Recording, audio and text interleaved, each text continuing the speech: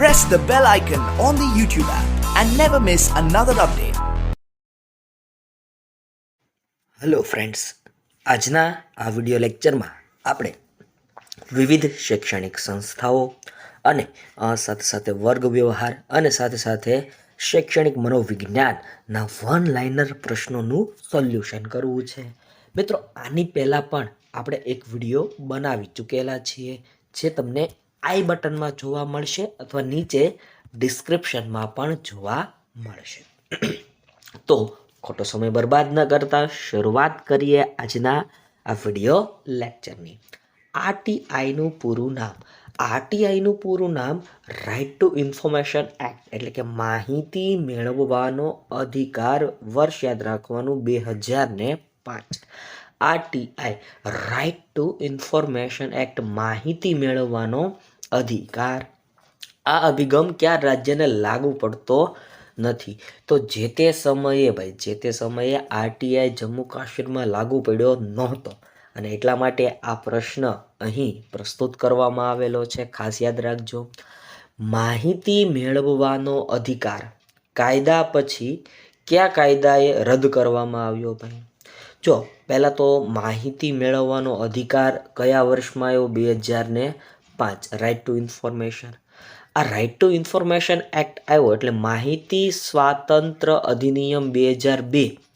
માહિતી સ્વાતંત્ર્ય અધિનિયમ 2002 આને રદ કરવામાં આવ્યો. આ જે કાયદો હતો એને રદ કરી નાખવામાં આવ્યો. આરટીઆઈનો મુખ્ય હેતુ શું છે ભાઈ? તો ભાઈ આરટીઆઈ એટલે કે રાઇટ ટુ ઇન્ફોર્મેશનનો મુખ્ય હેતુ જાહેર સત્તા મંડળના કામકાજમાં પારદર્શિતા લાવવાનું કામ છે ભાઈ. જાહેર સત્તા મંડળના કામકાજમાં પારદર્શિતા લાવવા માટે આરટીઆઈની રચના કરવામાં આવી. આરટીઆઈ અધિનિયમ હેઠળ માહિતી કઈ ભાષામાં માંગી શકાય છે?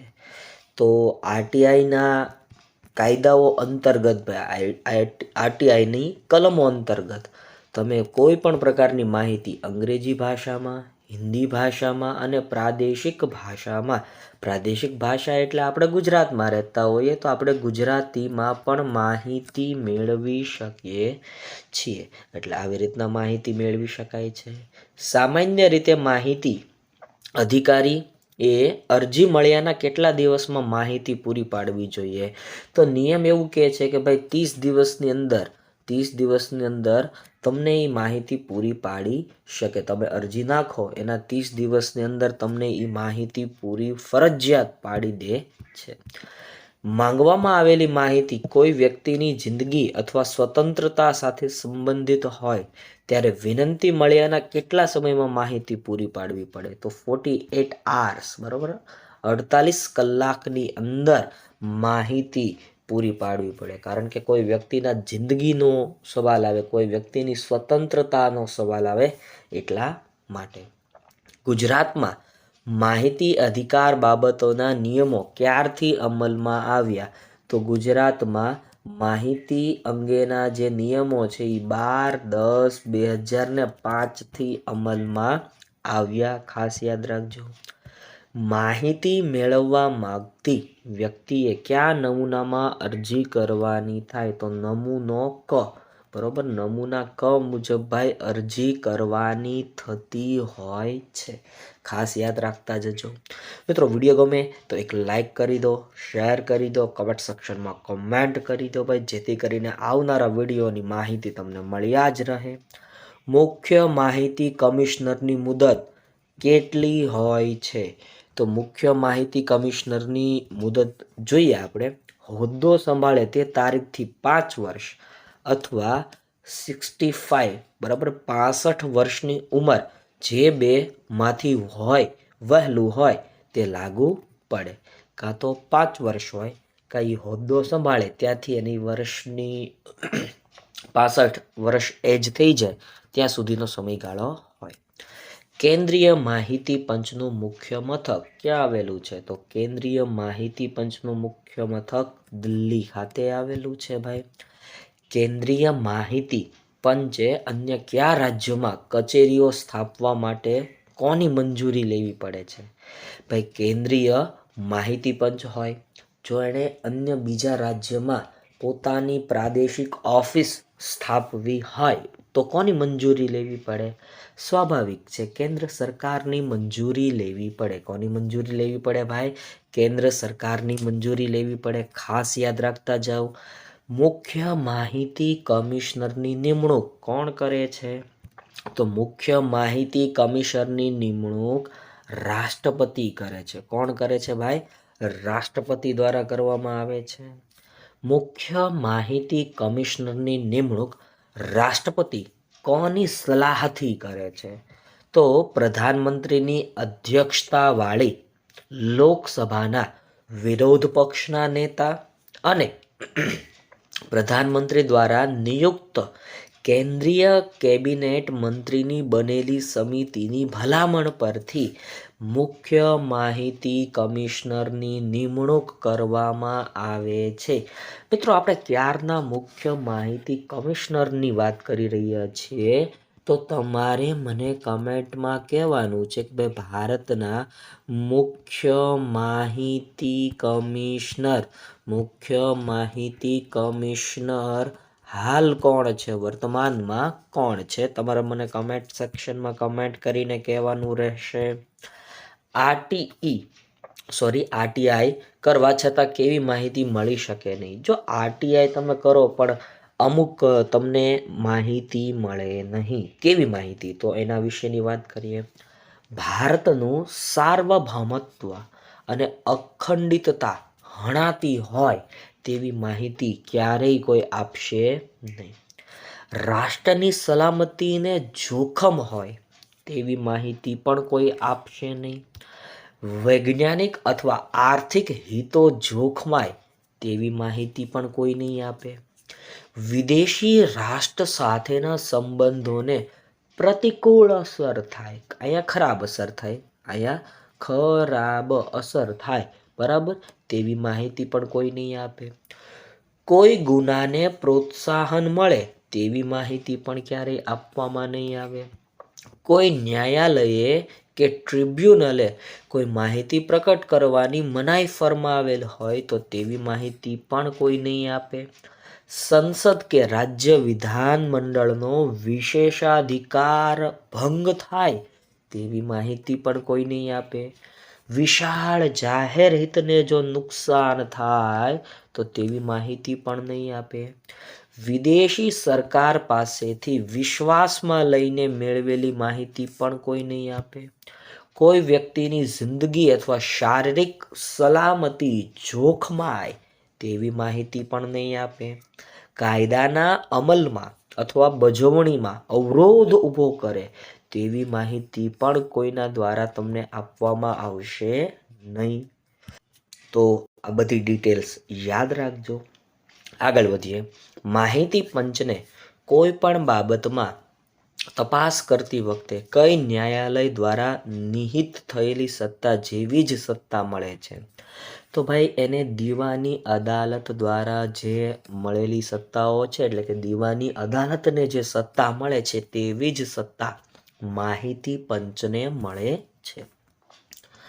અરજી દીઠ કેટલા રૂપિયાની ફી નક્કી કરવામાં આવી છે? તો ₹20. બરાબર. આરટીઆઈ રાઇટ ટુ ઇન્ફોર્મેશન તમારે અરજી કરવી હોય તો કેટલી ફી ભરવી પડે? માત્ર ને માત્ર ₹20. રાજ્યમાં માહિતી કમિશનરની નિમણૂક કોણ કરે છે? તો ભાઈ રાજ્યમાં માહિતી કમિશનરની નિમણૂક રાજ્યપાલ કરે. કોણ કરે ભાઈ? રાજ્યપાલ દ્વારા રાજ્યમાં માહિતી કમિશનરની નિમણૂક કરવામાં આવે છે. મુખ્ય માહિતી કમિશનરના પગાર કોના જેવા હોય છે? તો મુખ્ય માહિતી કમિશનરના પગાર એ મુખ્ય ચૂંટણી કમિશનર જેવા જ હોય છે. કોના જેવા હોય છે? તો મુખ્ય ચૂંટણી કમિશનર જેવા જ હોય છે. તાજેતરમાં માહિતી કમિશનર ગુજરાતના કોણ બન્યા છે? તમારે જ મને કમેન્ટ સેક્શનમાં કમેન્ટ કરીને કહેવાનું છે ભાઈ ગુજરાતના માહિતી કમિશનર કોણ છે. ખાસ યાદ રાખજો. આરટીઆઈમાં ફી આરટીઆઈમાં ફી કેવી રીતે ચૂકવી શકાય? તો તમે 20 રૂપિયા રોકડા આપી શકો, 20 રૂપિયાનો ડિમાન્ડ ડ્રાફ્ટ આપી શકો, 20 રૂપિયા પોસ્ટલ ઓર્ડર કરી શકો, નોન જ્યુડિશિયલ સ્ટેમ્પ પણ 20 રૂપિયાનો લગાવી શકો. આગળ વધીએ. જિલ્લા સ્તરે પ્રાથમિક શિક્ષણના વિકાસ માટે જવાબદાર વ્યક્તિ કોણ ગણાય? District development officer. બરાબર, ડિસ્ટ્રિક્ટ ડેવલપમેન્ટ ઓફિસર. આમ તો DDO આવે, DDO. બરાબર, ડિસ્ટ્રિક્ટ ડેવલપમેન્ટ ઓફિસરની સાથે DEO આવે, તમે જાણો છો, ડિસ્ટ્રિક્ટ એજ્યુકેશન ઓફિસર. તાલુકા સ્તરે પ્રાથમિક શિક્ષણ વહીવટી કામ માટે કોણ જવાબદાર ગણાય? તો જિલ્લા પ્રાથમિક શિક્ષણાધિકારી. જિલ્લા પ્રાથમિક શિક્ષણાધિકારી, ખાસ યાદ રાખજો ભાઈ. આગળ વધીએ. મ્યુનિસિપલ કોર્પોરેશનમાં શિક્ષણ માટે જવાબદાર વ્યક્તિ કોણ ગણાય? તો મ્યુનિસિપલ કોર્પોરેશનના કમિશનર. મ્યુનિસિપલ કોર્પોરેશનના કમિશનર. નગરપાલિકા મહાનગરપાલિકામાં નીતિ વિષયક નિર્ણયો માટે કેટલા સભ્યો નિમાયા છે? તો 11. કેટલા? 11 સભ્યો નિમાયેલા છે. આગળ વધીએ. જિલ્લા પ્રાથમિક શિક્ષણાધિકારીનું ટૂંકું નામ DPEO, district primary education officer. ત્યારબાદ ગ્રામ્ય શિક્ષણ સમિતિમાં કેટલા સભ્યો હોય છે? તો ગ્રામ્ય શિક્ષણ સમિતિમાં 9 સભ્યો હોય. કેટલા સભ્યો હોય? 9 હોય. નિદાન કસોટીથી શું જાણી શકાય? નિદાન કસોટીથી વિદ્યાર્થીઓમાં રહેલી નબળાઈઓને જાણી શકાય છે. RTE, રાઇટ ટુ એજ્યુકેશન, 2009 ગુજરાતમાં ક્યારથી અમલમાં આવ્યો?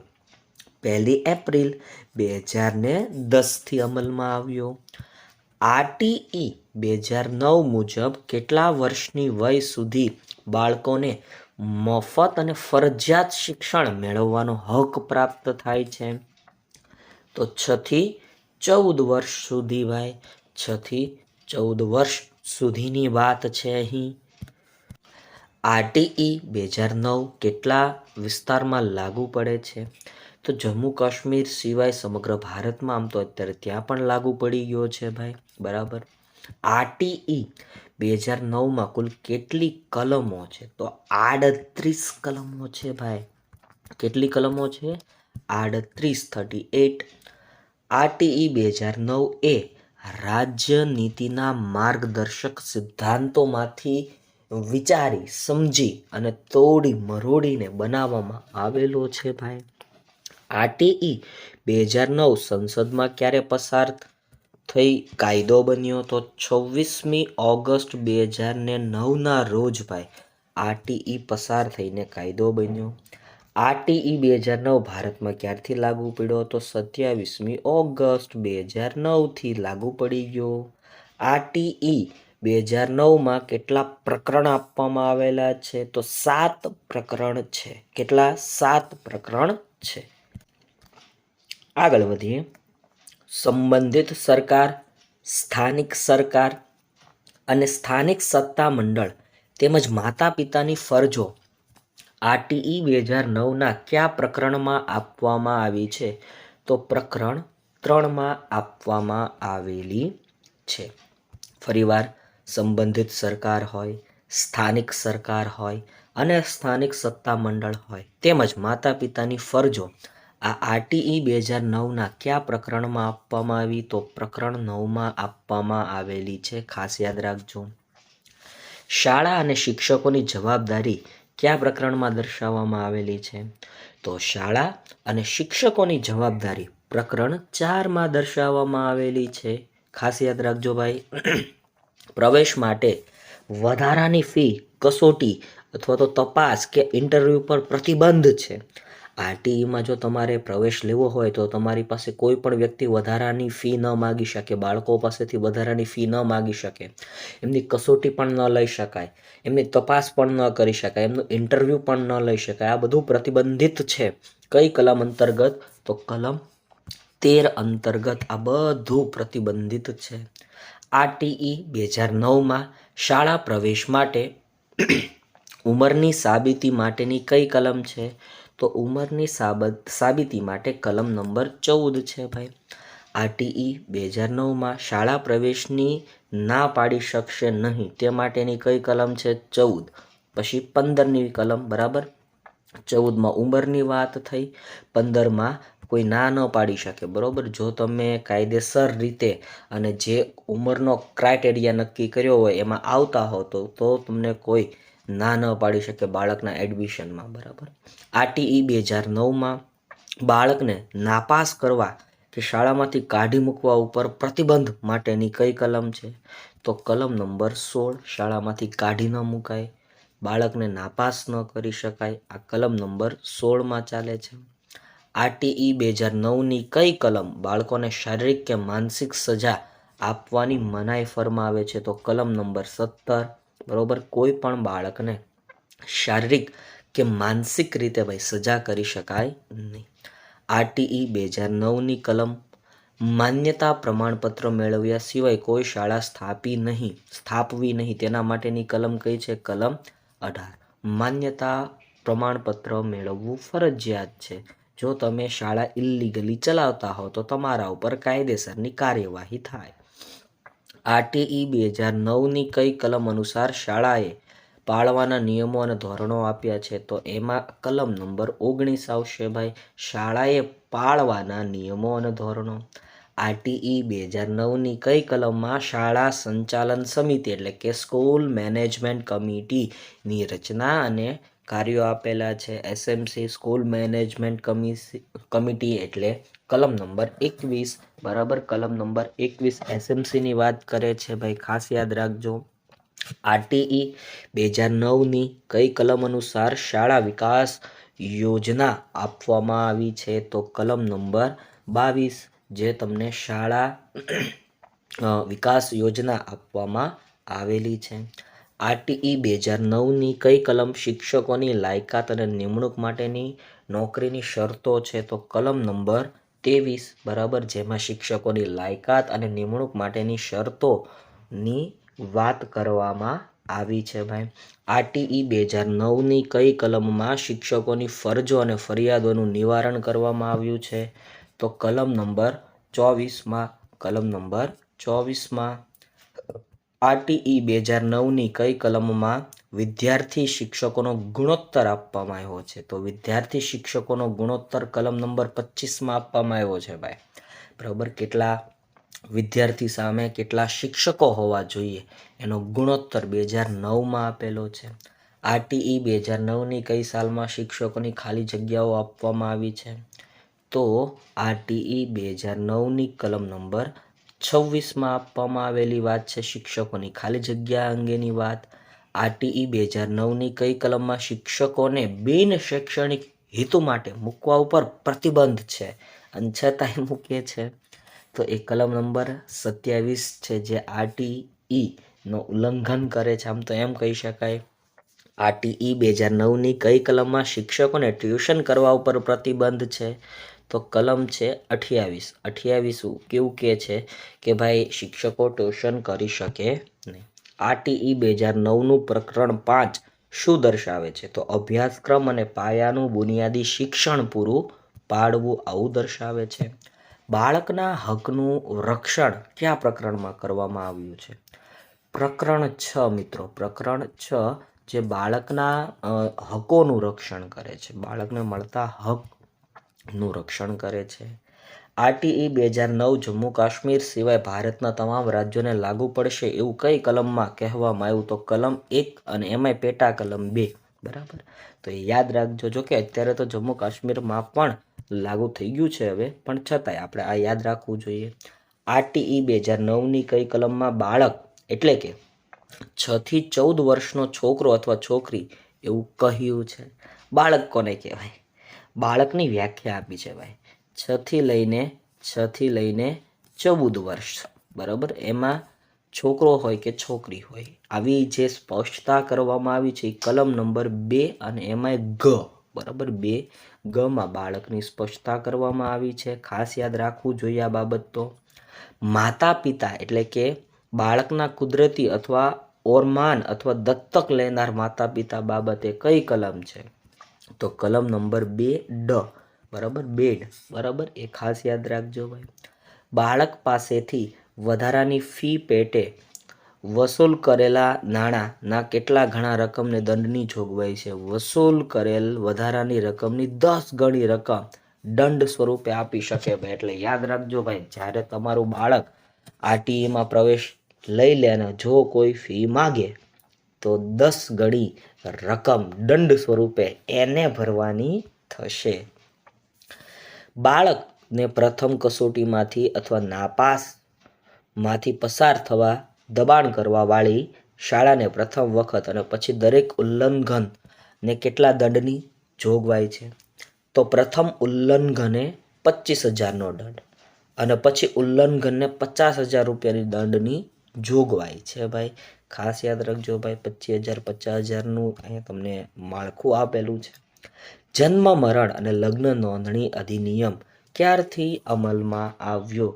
તો 1886થી ભાઈ જન્મ મરણ અને લગ્ન નોંધણી અધિનિયમ અમલમાં આવ્યો. હા, વખતો વખત એમાં ફેરફાર થયા હોય. માન્યતા પ્રાપ્ત કર્યા વિના શાળા સ્થાપે અથવા ચલાવે અથવા માન્યતા પાછી ખેંચાયા પછી પણ શાળા ચાલુ રાખે તો આરટીઈ મુજબ કેટલા દંડની જોગવાઈ છે? 1 લાખ રૂપિયા સુધીના દંડની જોગવાઈ છે ભાઈ. ઉલ્લંઘન ચાલુ રાખવાની બાબતમાં જેટલા દિવસ ઉલ્લંઘન ચાલુ રહે તે દરમિયાન દરેક દિવસ માટે રૂપિયા 10,000નો દંડ, ડેઈલી 10,000નો દંડ આ વાત કરે ભાઈ, બરોબર. એટલે ખાસ બહુ યાદ રાખવું અને તપાસ વ્યવસ્થિત કરીને જ કોઈ શાળાને ચલાવવી. આરટીઈ 2009 મુજબ ધોરણ 1 થી 5માં વર્ષ કેટલા દિવસ શૈક્ષણિક કાર્ય કરવું ફરજિયાત છે? 200 દિવસ ભાઈ. આરટીઈ એવું કહે છે કે 200 દિવસ સુધી 1 થી 5માં 200 દિવસ સુધી શૈક્ષણિક કાર્ય કરવું જ જોઈએ. આરટીઈ 2009 મુજબ ધોરણ 6 થી 8માં વર્ષ કેટલા દિવસ શૈક્ષણિક કાર્ય કરવું ફરજિયાત છે? તો 220 દિવસ. જો 1 થી 5માં 200 દિવસ, 6 થી 8માં 220 દિવસ. આરટીઈ 2009 મુજબ ધોરણ 1 થી 5માં રોજ કેટલા કલાક શૈક્ષણિક કાર્ય કરવું ફરજિયાત છે? તો 4 કલાક જ. બાળકો હોય એટલે વધારે સહન ન કરી શકે, 4 કલાક. આરટીઈ 2009 મુજબ ધોરણ 6 થી 8માં રોજ કેટલા કલાક શૈક્ષણિક કાર્ય કરવું ફરજિયાત છે? તો 5 કલાક જ ભાઈ. કેટલા કલાક? 5 કલાક. નબળા વર્ગનું બાળક એટલે શું?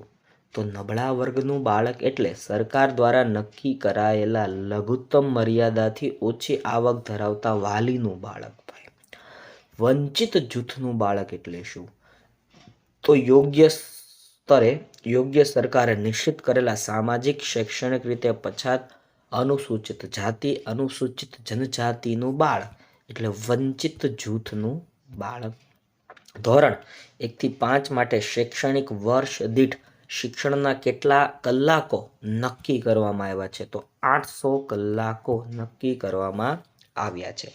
ધોરણ 6 થી 8 માટે શૈક્ષણિક વર્ષ દીઠ શિક્ષણના કેટલા કલાકો નક્કી કરવામાં આવ્યા છે? તો 1000 કલાકો નક્કી કરવામાં આવ્યા છે. ધોરણ 1 થી 5 માટે બાળક દીઠ શિક્ષકોની સંખ્યા જણાવો. તો બાળકોની સંખ્યા અને શિક્ષકોની સંખ્યાનો રેશિયો આપેલો છે. જો 1 થી 60 બાળક હોય તો 1 શિક્ષક મળવાપાત્ર. 61 થી 90 વચ્ચે આવી જાય તો 2 શિક્ષક મળવાપાત્ર. 90 થી 120 સુધી આવી જાય તો 3 શિક્ષક મળવાપાત્ર. 121 થી 200 સુધીની વિદ્યાર્થીઓની સંખ્યા થઈ જાય તો 4 શિક્ષક મળવાપાત્ર. ત્યારબાદ 200 થી વધારે બાળકો હોય તો 5 શિક્ષક મળવાપાત્ર થાય. અને આમાંયથી 5 શિક્ષકો હોય અને 1 મુખ્ય શિક્ષક હોય. ટોટલ આમ તો એ 6નું મહેકમ થાય. ખાસ યાદ રાખજો ભાઈ, ટોટલી કેટલાનું મહેકમ થાય? 6નું મહેકમ થાય. ધોરણ 1 થી 5માં શિક્ષક અને વિદ્યાર્થીનો રેશિયો શું ચાલે છે? તો 40 બાળક દીઠ 1 શિક્ષક, 40:1, બરાબર. હા, 1 મુખ્ય શિક્ષક તો હોય જ, પાછું એ ભૂલાય નહીં. ધોરણ 6 થી 8 માટે બાળક દીઠ શિક્ષકોની સંખ્યા જણાવો. વર્ગ દીઠ ઓછામાં ઓછો એક શિક્ષક હોવો જોઈએ. વિજ્ઞાન અને ગણિતનો એક શિક્ષક હોવો જોઈએ. સામાજિક વિજ્ઞાનનો એક શિક્ષક હોવો જોઈએ અને ભાષાઓનો એક શિક્ષક હોવો જ જોઈએ. પણ રહેતું નથી, આ વાત અલગ છે. ધોરણ 6 થી 8માં શિક્ષક અને વિદ્યાર્થીઓનો રેશિયો શું છે? તો 35:1. 35:1 બરાબર, 35:1 પ્લસ 1 બરાબર. એટલે જો એ શું હોય કે ભાઈ 35 બાળક દીઠ એક શિક્ષક 35:1 હોય છે. ધોરણ 6 થી 8માં જ્યાં 100થી વધારે બાળકોનો પ્રવેશ હોય ત્યાં શિક્ષકોની સ્થિતિ કેવી હોય? તો પૂર્વકાલીન મુખ્ય શિક્ષકો મૂકવો, અંશકાલીન પ્રશિક્ષક મૂકવા, કલા શિક્ષક મૂકવા, આરોગ્ય અને શારીરિક શિક્ષણ, કાર્ય શિક્ષક મૂકવા. આ બધી વાત તમને ત્યાં જોવા મળે છે ભાઈ. શિક્ષકે તૈયારી માટે આપવા પડે તે સહિતના શિક્ષક દીઠ અઠવાડિયાના કામના કલાકો કેટલા છે? તો 45 કલાક છે ભાઈ. 45 કલાક તમને જોવા મળે છે. બાળકો માટે ફરજિયાત અને મફત શિક્ષણનો કાયદો 2009ને રાષ્ટ્રપતિએ ક્યારે સ્વીકૃતિ આપી? તો 26 ઓગસ્ટ 2009ના રોજ રાષ્ટ્રપતિએ સ્વીકારી લીધો. આરટીઈ 2009 પહેલા ગુજરાત રાજ્યમાં કયો કાયદો અમલમાં હતો? તો ફરજિયાત પ્રાથમિક શિક્ષણ અધિનિયમ 1961 બરાબર. ફરજિયાત પ્રાથમિક શિક્ષણ અધિનિયમ 1961 અમલમાં હતો. શિક્ષકે કયા પ્રકારનું આયોજન કરવું જોઈએ? પાઠ આયોજન, માનસિક આયોજન, દૈનિક આયોજન, જેથી કરીને શિક્ષક ક્લાસમાં જઈને મૂંઝાય ન જાય. શ્રેષ્ઠ શિક્ષક એ છે કે જે વિદ્યાર્થીને નૈતિક મૂલ્યો શીખવે છે. કોણ છે ભાઈ? એ છે કે જે વિદ્યાર્થીને નૈતિક મૂલ્યો શીખવે છે. વર્ગના કેટલાક બાળકો ભણવામાં નબળા હોય તો તમે શિક્ષક તરીકે કયું પગલું લેશો? અલગ ટુકડી પાડીને વધુ સમય ભણાવીશું બરાબર. અલગ ટુકડી પાડી દેવાની અને વધારે સમય એમને આપવાનો. શિક્ષક વિદ્યાર્થી ના સંબંધો કેવા હોવા જોઈએ? તો આત્મીય સભર, નૈતિકતાના ગુણવાળા અને પરસ્પર મૈત્રીપૂર્ણ હોવા જોઈએ. હાલના પાઠ્યપુસ્તકો કોને અનુલક્ષીને તૈયાર કરવામાં આવ્યા છે? તો વિદ્યાર્થીને અનુલક્ષીને. 1976 પહેલા શિક્ષણની સંપૂર્ણ જવાબદારી કોની હતી? રાજ્ય સરકારની હતી અને અત્યારે સંયુક્ત છે પાછી. એટલે વીઈસી કોની સાથે સંકળાયેલ છે? તો ગ્રામ્ય લેવલે સાથે સંકળાયેલ છે. Village education committee. ગુજરાત સરકાર દ્વારા શાળા પ્રવેશોત્સવ કયા વર્ષથી અમલમાં આવ્યું? તો શાળા પ્રવેશોત્સવ 1998-99થી ભાઈ અમલમાં આવ્યું. કયા વર્ષને ગુજરાત સરકારે કન્યા કેળવણી વર્ષ તરીકે જાહેર કર્યું હતું? 2001ના વર્ષને કન્યા કેળવણી વર્ષ તરીકે જાહેર કરી દીધું હતું. વિદ્યાલક્ષ્મી બોન્ડ યોજના કયા વર્ષથી ગુજરાત રાજ્યમાં અમલમાં છે? તો 2002-03થી અમલમાં છે. 2002-03થી અમલમાં છે વિદ્યાલક્ષ્મી બોન્ડ યોજના. રમેશ એ મહેશ કરતાં ઊંચો છે. મહેશ એ સુરેશ કરતાં ઊંચો છે. રમેશ એ સૌથી ઊંચો છે. તો આ વિધાન કયા પ્રકારનો તર્ક સૂચવે છે? સુરેખ તર્ક બરાબર. સુરેખ તર્ક એટલે એક રેખામાં આ બધાની હાઈટ સેટ કરી શકાય એટલા માટે આને સુરેખ તર્ક કહેવાય. શિક્ષક આયોજનનું શું મહત્વ છે? તો વિદ્યાર્થીઓનું અધ્યયન વધે છે.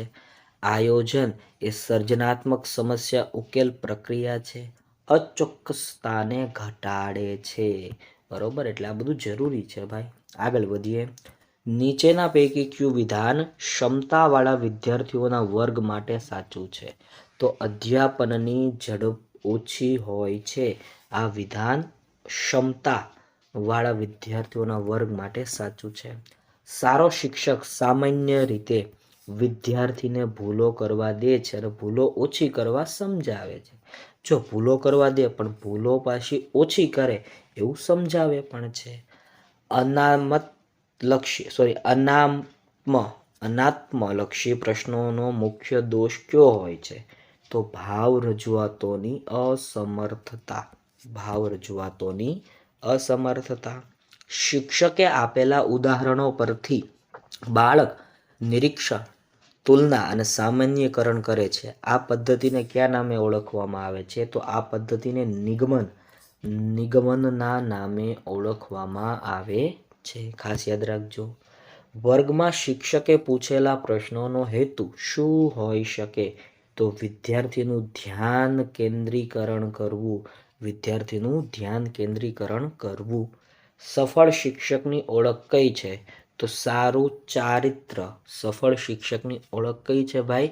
સારું એવું ચારિત્ર એ સફળ શિક્ષકની ઓળખ છે. આગળ વધીએ. શિક્ષણની સૌથી ઉત્તમ પદ્ધતિ કઈ છે? તો પ્રોજેક્ટ પદ્ધતિ. પ્રોજેક્ટ પદ્ધતિ એ શિક્ષણની સૌથી ઉત્તમ પદ્ધતિ છે. મૂલ્યાંકન દ્વારા કઈ માહિતી પ્રાપ્ત થાય છે? શિક્ષક અને વિદ્યાર્થીઓના વ્યક્તિત્વના વિવિધ પાસાઓનો ખ્યાલ આવે છે. મૂલ્યાંકન દ્વારા ભાઈ શિક્ષક અને વિદ્યાર્થી બંનેના વ્યક્તિત્વના વિવિધ પાસાઓનો ખ્યાલ આવે. અભિયોગ્યતા એ શું નથી? તો કૌશલ્ય નૈપુણ્ય નથી. શાળામાંથી બાળકને પ્રવાસે લઈ જવા જોઈએ, કારણ કે પ્રત્યક્ષ દર્શન કરવાથી બાળક વધારે શીખે છે. બરોબર, લાઈવ ભાઈ, લાઈવ એ બધું જોવે છે અને વધારે શીખે છે. વિડીયો ગમ્યો હોય તો એક લાઈક કરો, શેર કરો, કમેન્ટ સેક્શનમાં કમેન્ટ કરો અને તમારે કોઈ પણ પ્રકારના પ્રશ્નો હોય તો તમે આ વોટ્સઅપ નંબર ઉપર માત્ર ને માત્ર વોટ્સઅપ કરી શકો છો.